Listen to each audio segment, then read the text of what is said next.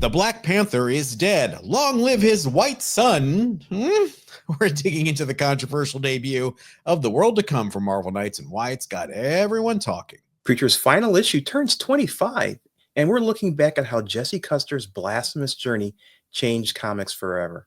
And a one per store variant that came out on Wednesday just sold for $570. What? We'll talk about this and whether speculation has finally jumped the shark. Don't hold your breath. On a new episode of Bronze and Modern Gods.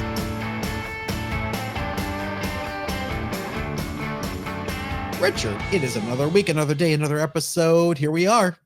Yep. How you doing, John? I'm doing all right, especially now that we're here with you guys. Hey, if you're not following us on Facebook and Instagram, you missed some stuff during the week. Always fun things that we post up there. But let's get right into it, Richard, with the hot book of the week. You're excited. I know you are. Take it away. You're going to make me read this, aren't you? Yes, I am. The hot book this week is The World to Come, Marvel from 2025. This book goes out this week. It is a 6-issue miniseries that marks the return of Joe Quesada and Christopher Priest to the Marvel Knights imprint. I'm fine with that. Presenting a futuristic take on Black Panther and Wakanda. The story begins with the death of T'Challa, the Black Panther. We're kind of jumping through the timeline here in the typical Christopher Priest. You really have to pay attention. Stop looking at your phone. Stop watching TV while you're trying to read this kind of way. And spoilers, if you have not seen the news yet and you have not read this book yet, skip ahead 2 minutes into the podcast. We'll wait. Okay, they're gone. A plot twist reveals that T'Challa's son and successor, Katama, is white, sparking debates about lineage and representation among fans. Richard, have you read it yet? I still haven't had a chance to read it. I haven't gotten to my LCS.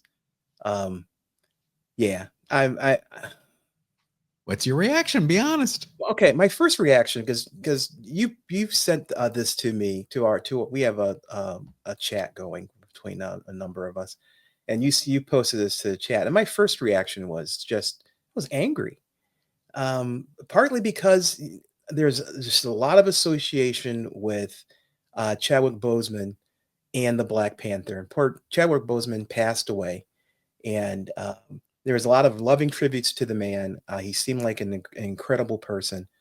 And like I said, there's this commingling, this conflating of him and the Black Panther, at least in my mind. And I know in the minds of a lot of African Americans out there. You got to remember the Black Panther, the movie, was by far one of the best-selling movies of all time, especially when it comes to African Americans seeing it. So, there is a whole culture kind of built around Chadwick Boseman and his portrayal of that role. And it just seems to be, the opposite of blackface and white facing, having this character. That was my initial reaction to it, was this is done for the simple fact we can milk the current environment and make some controversy, because we live in a world where controversy is king and not facts aren't king. Clickbait. Clickbait, yes. So let's do that. Let's sell some comics by whatever means necessary. And then you asked me, it's done by Christopher Priest, who is also African American, and you asked me, did that make any difference in your opinion of it? And it really didn't make a difference to me. I'm not judging it by who wrote it. I'm judging it by what's put in front of me. But as you say, he always seems to have a plan in mind. He doesn't have a history of this clickbaity stuff. So I'm willing to read it. I'm willing to give it a chance. And I kind of backed off the anger that I had that from that initial response to something more of, my typical let's read, let's see it from both sides of the coin and see exactly what he's trying to convey here. I do trust Priest. He's never let me down in terms of being original and writing a compelling story. I think there's two things happening here with him. First of all, he's made the internet meme of Ryan Reynolds being the Black Panther come to life. And I also think it's a little political. It's a reaction to all the people that whenever they see Miles Morales or Sam Wilson as Captain America, they always say, well, what would happen? What would you feel like if the Black Panther was all of a sudden white? Yeah. Ta-da! Here you go. It is. You're absolutely right. And it does have a knee-jerk response to it, which, just like I'm sure, then there's knee-jerk responses to, African Americans assuming those roles. But people have to give it a chance. I think Miles turns out to be amazing in that role. He doesn't replace Peter. That's kind of a difference there. Right. As far as Sam Wilson in the Captain America role, that was handed down to him by the original Captain America. So but I think the point the people that Grousing are making are the decisions, the creative decisions being made, not the storytelling decisions. Sure. And it was the creative decision made specifically to pander. And I have to say, the Falcon has been around for quite some time. So this is not a new idea for Cap. And he's posed as Cap before. Yeah. In the title. I don't have a problem with that. It's if all of a sudden Superman was black. Oh boy, look at that. This is a different story. Yeah. I guess what I'm saying is we shouldn't pander. We shouldn't do race swaps just because it will sell comics. That's a short-sighted way of looking at this industry. The people who buy comics are your fans, they're long-term fans. John and I have been buying comics for 40 years.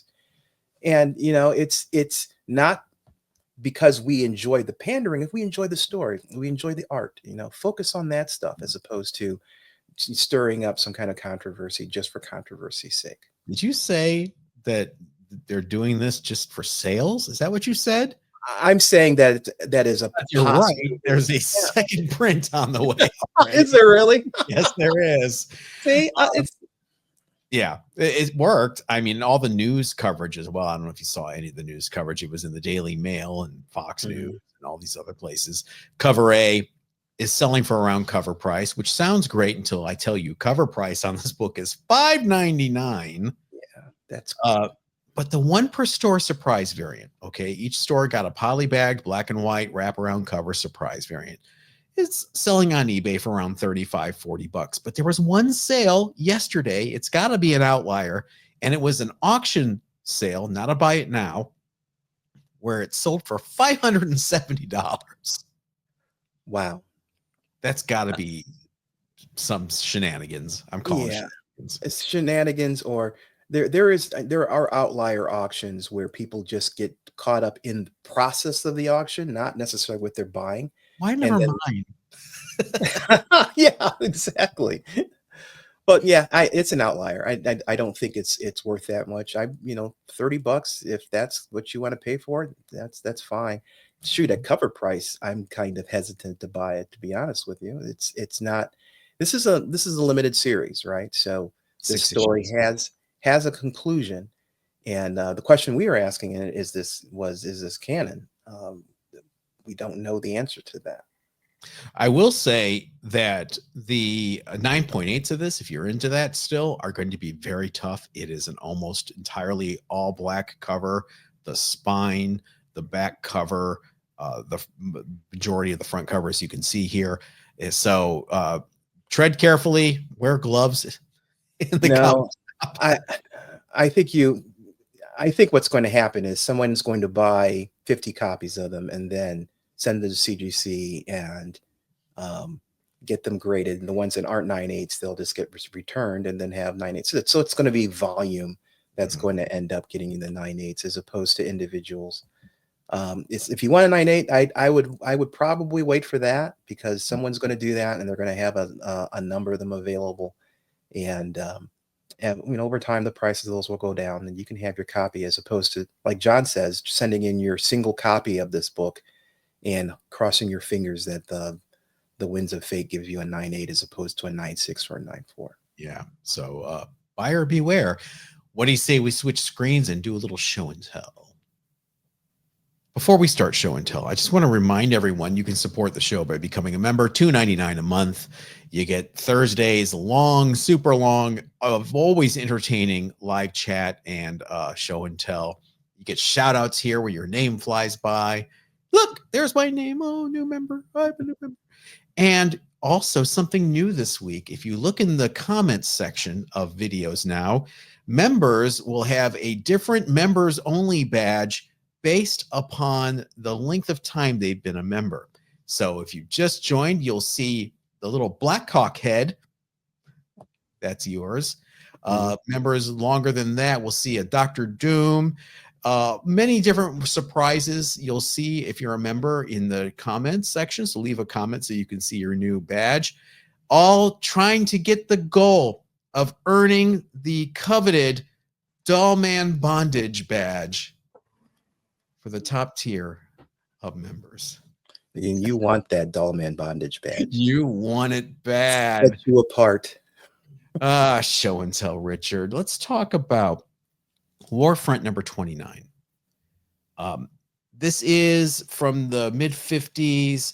It is a very nice copy, but it has a Jack Kirby cover that looks like it was an unused piece for Foxhole. Mm-hmm. And if you look really closely, the gun, the weapon in his hand, the soldier's hand, has been redrawn. It was a flamethrower. That's what I was, yeah. On the back, he has the tank for the flamethrower. And, it would make more sense if flames were going into that bunker. But look at that giant Comics Code approval.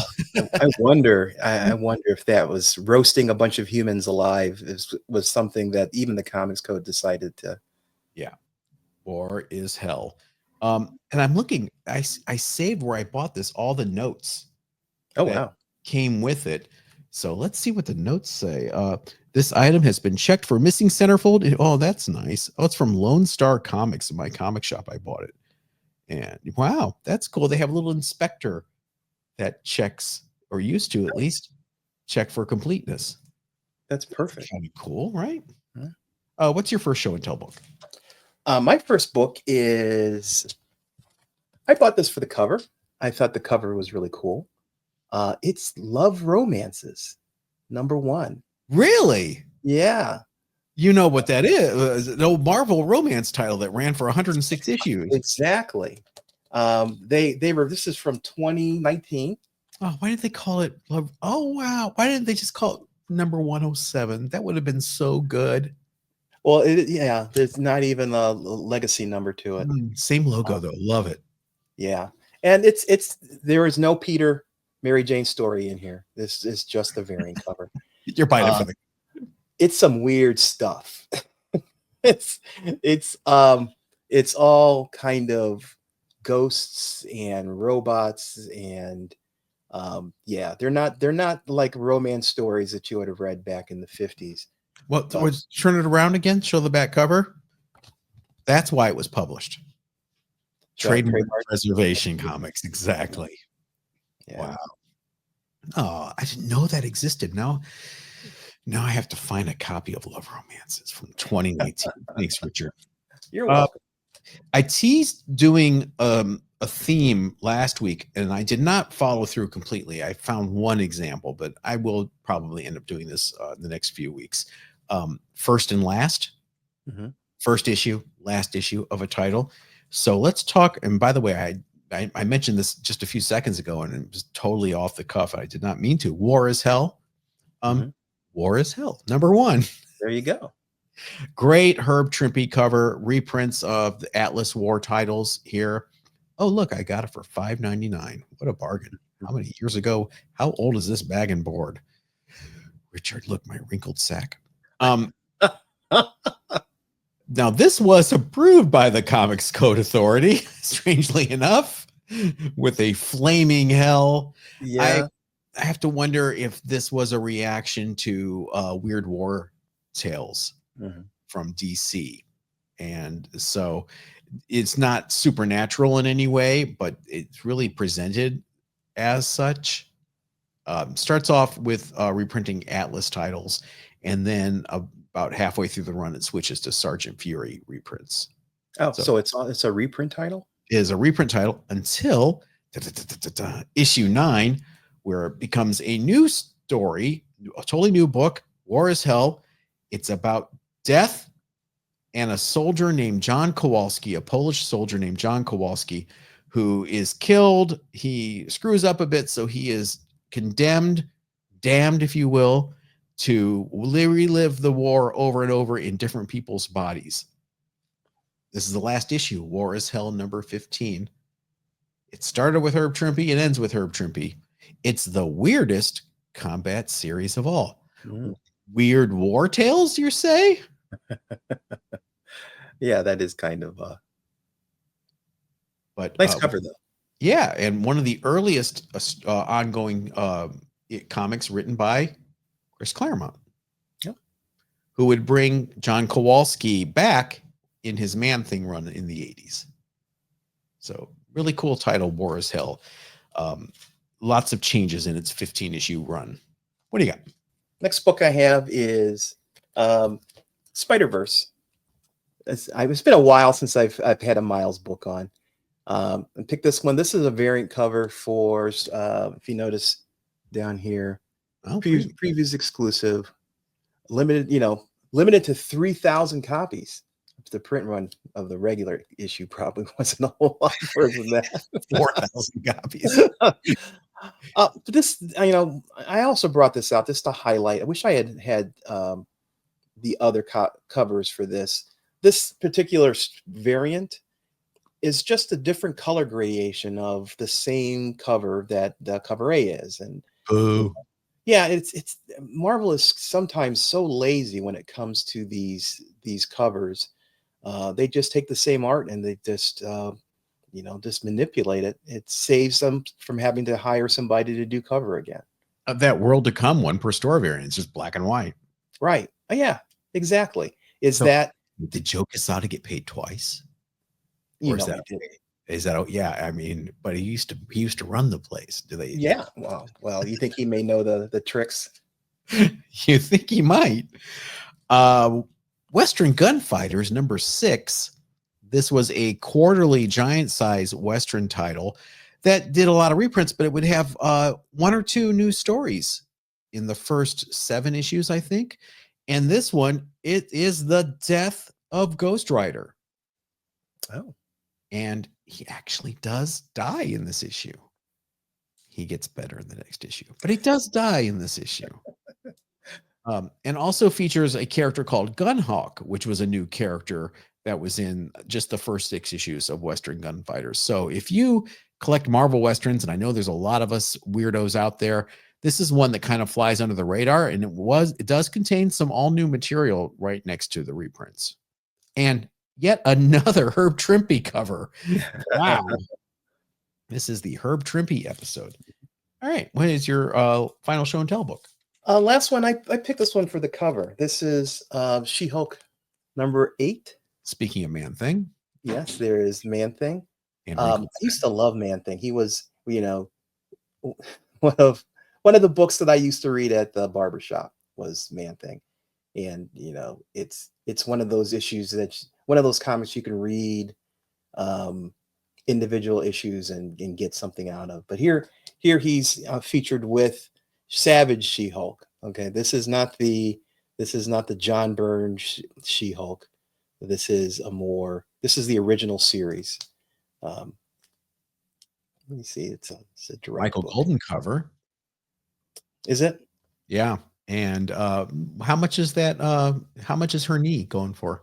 Yeah. That's the bad thing. That sticker is on the comic. Oh crap! Yeah, it's on the comic. I have half of a run of these, and probably half of that half run has stickers on it. I think I got them all as rating someone's back issue bid.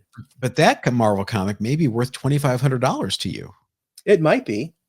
I wonder if there's any money still held out from Marvel to pay that off. Who won that contest? I wonder. I always wonder. That is a great question for the internet. Well, let's ask. Anybody out there win that contest or the 10-speed bike? Let us know in a segment we like to call Viewer Mail. You've got mail. Richard, go ahead. I want to know who won those bikes. I know. My first piece of viewer mail is from Doc Reasonable. And he says, we're talking about the Prez comic, and he says the Prez comic was a rip-off of the movie Wild in the Streets. So What? so I looked it up, and according to IMDb, Wild in the Street came out in 1968, got a 5.9, which is uh, lower than average. Average, we always say, is 7 for IMDb. A young man gains significant political influence as the leader of a counterculture rock band with his rallying cry of voting rights for teenagers. Wow. Wow, that's an elevator pitch that would get you a movie deal Here's your nowadays. funding. Go. So I looked it up. The poster for it is just like you would expect from 1968. Uh, but the movie has Richard Pryor in it, which I thought was pretty interesting. Um, is it worth watching? Probably not. It's one of those movies that it's probably built more for the mindset of the late 1960s specifically. But I think it's an interesting tie-in with the Prez comic. It's kind of the same concept. He's under 25. He's a rock star, and he says, the majority. I watched the trailer, and the majority of people in the United States are under the age of 25. So if that majority votes for someone, in this case, this guy, they can become the president of the United States. Not, of course, counting the rule that you have to be at least 35, but I'm sure they got Oh, around that. what's the Constitution mean in these days? Yeah, Anyway? what does it? Yeah, I mean, written by a bunch of old people. What do they know? Right. John Adams, what a glory hog. Um, or with John Hancock, sorry. Darn, that would have been a great joke. Wild in the Street sounds like an MST3K movie. It really Oh, does. it does. It does sound like one of those B or C movies that they can constantly rake on. So yeah, I would love to see them put this through the ringer. Joel Hodgson era. Thank you. Doc, good catch. I never heard of this movie. I never knew that Prez was basically wholesale lifted from it. Good one. From our email at bronzeandmoderngods@gmail.com from Larry Cavanaro. Larry, I hope I pronounced your name right. Hi, John and Richard. Have listened to all your shows and will be joining soon. Awesome. Awesome. Keeping us honest here. Just wanted to point out that I think that the first Charlton John Byrne art is E-Man number 6, dated January 1975 with Raj 2000. Also having some of the best Joe Staton cover and art, in my opinion. Wheelie and the Chopper Bunch number 1 is dated May 1975. There you Okay. go.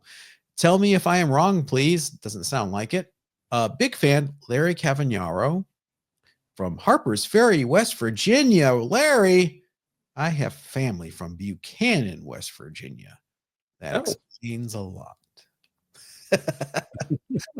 Beautiful. I mean, I haven't been since I was a kid, but West Virginia is gorgeous. Have you been It to is. West Virginia? Yes, I used to drive through West Virginia a lot, going to North Carolina, where my family's from originally, and it's beautiful country, except it's lots of mountains.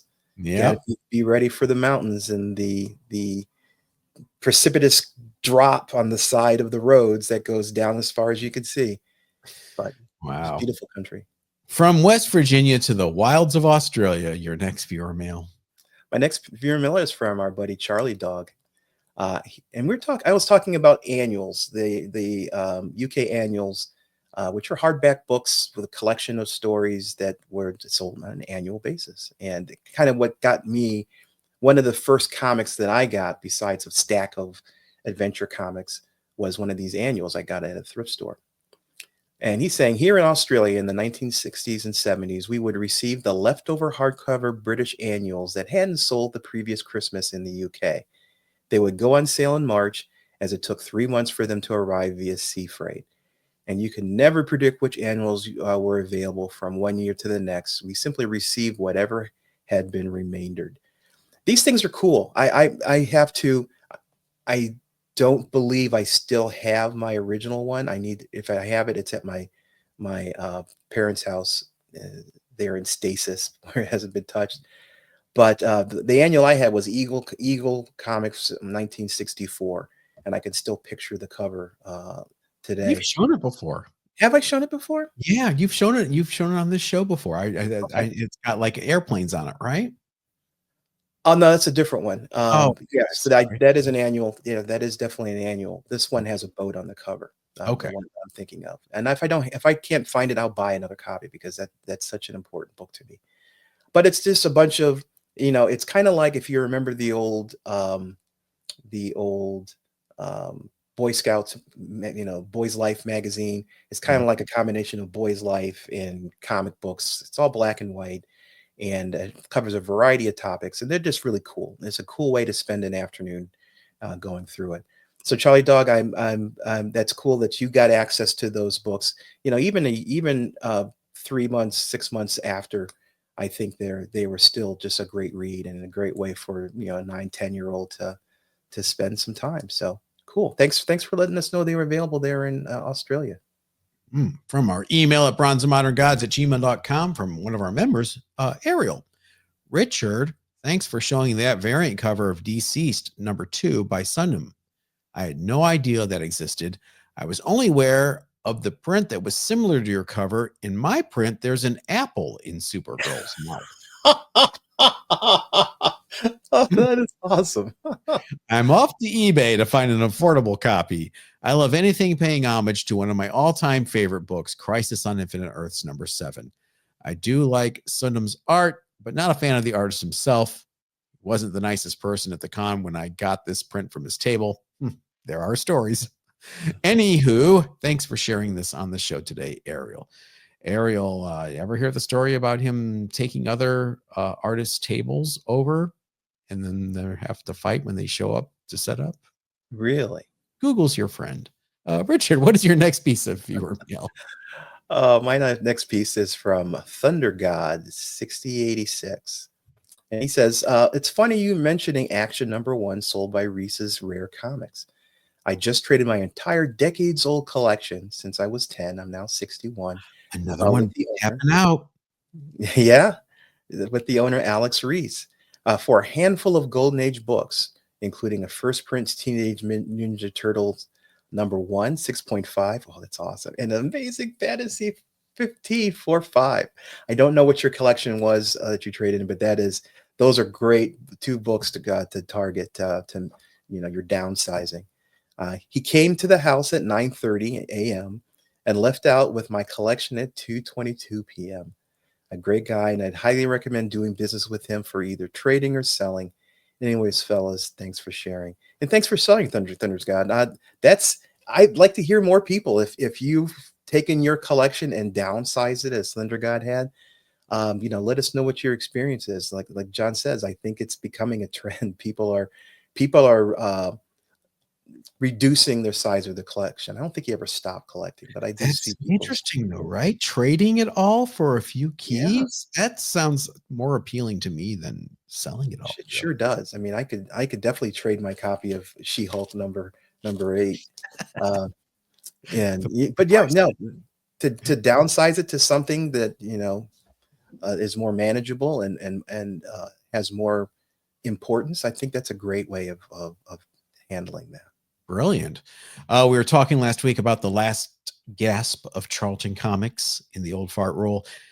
From our email at bronzeandmoderngods@gmail.com, George Henry wants to chime in.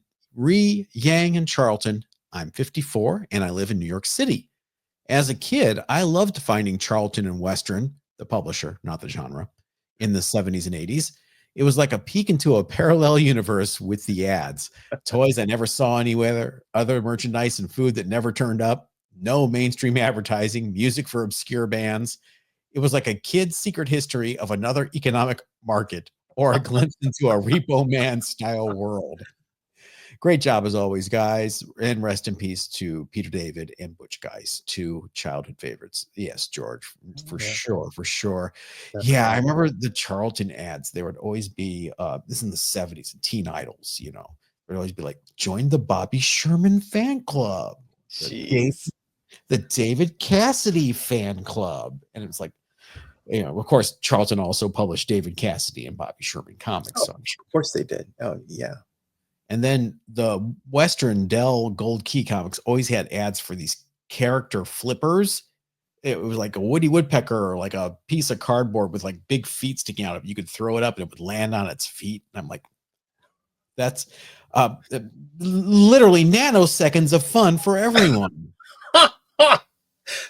But we had fun with the stupidest stuff back then, John. Well, You know what was fun was the early 2000s. Hey, it's the 25-year rule. The post-grunge era, the downslide for comics. Mhm. I just moved to California from Ohio, and the last issue of Preacher number 66, not 666. That would have been interesting. Yes. The last issue of this long running Vertigo title by Garth Ennis and Steve Dillon. This issue wrapped up the epic, irreverent journey of Jesse Custer, Tulip, and Cassidy. And it was surprisingly emotional and satisfying. Did you ever read Preacher? I did not. I tried watching the TV series and it just didn't click. Yeah, it's very brutal and darkly comedic. It's really the core themes I think are about free will versus divine control. Mhm. Uh, this last issue was released in October of 2000, and it concluded that 66 issue run plus some specials. One of the most acclaimed titles of this Vertigo era. Pushed the boundaries of mainstream comics with religious satire, ultra violence, gallows humor, and Garth Ennis is a major voice in comics as a result. It later led to works like The Boys, of course, Mhm. and Punisher Max. It's always cited along Sandman, Transmetropolitan, and Why the Last Man as those top Vertigo titles of the 90s and early 2000s. Now, if you're looking for the last issue, if we're talking first and last, like we were earlier, last issue of Preacher will run you about $8 to $10 on eBay, which is a Hmm. bargain. But yeah, And is there a hardcover collection of Preacher? there's got to be an omnibus. Chat, commenters, is there an omnibus for Preacher? Richard wants to know. Well, Yeah, he I'd be interested in seeing that as opposed to buying individual issues. absolutely. You don't want to have 66 issues you have to later sell to Alex Reese. That's right. Instead, I'll have this huge book that I can't read in the bathroom. Great. Exactly.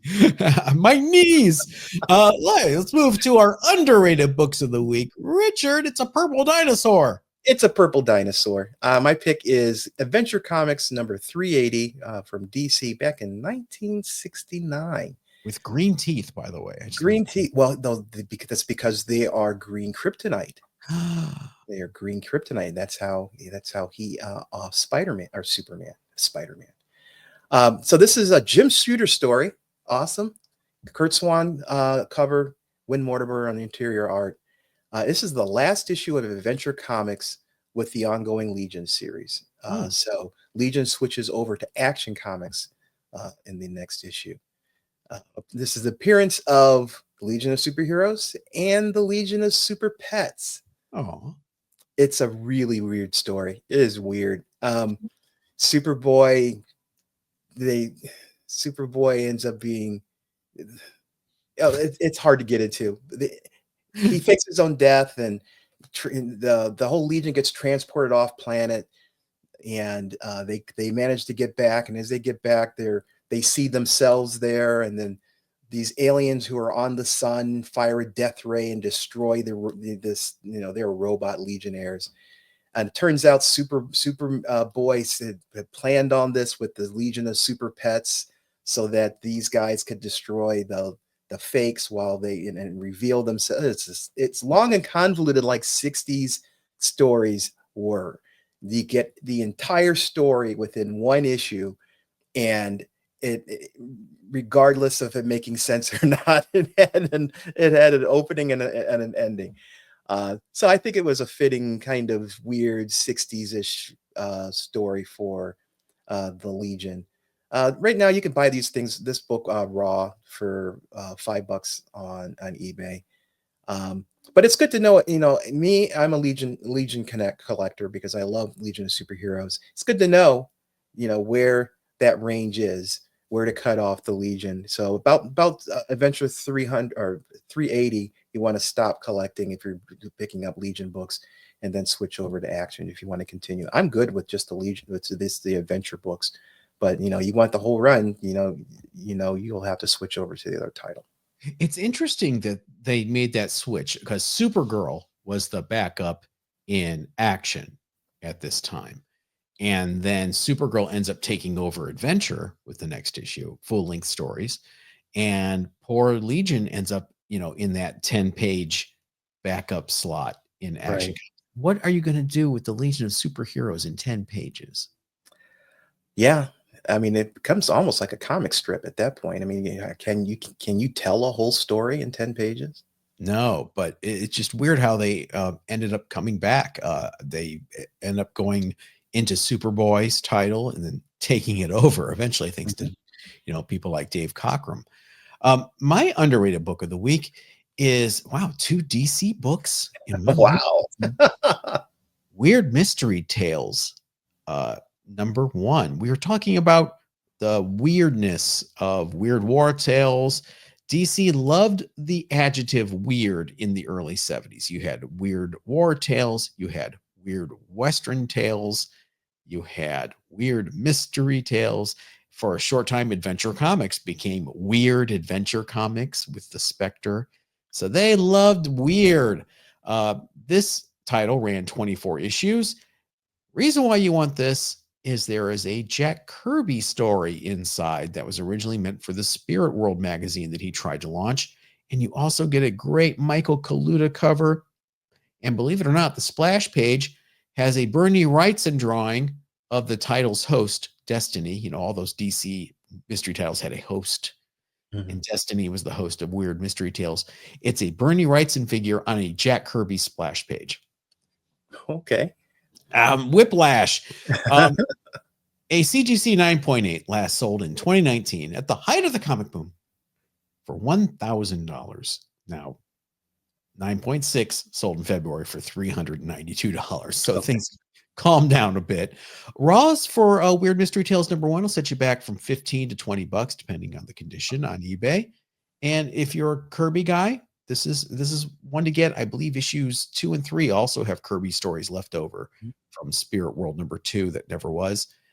I paid $9.99 for this one. Seeing all my Yeah, this will be a fun title to collect. I think 70s horror comics like this played a lot into the whole culture at that point. That's pretty cool. DC Bronze Age horrors having a moment now for the last year and a half, 2 years. So if you need it, get it quick. Get it quick. Influencers trying to pump up their own books. Richard, thanks for being here. And thanks to all of you for being here too. Oh yeah, everybody, thank you so much. It's been a good time, John. Yeah, Everybody. wait, we're gonna see members on Thursday. Make sure you see your new badges on Thursday.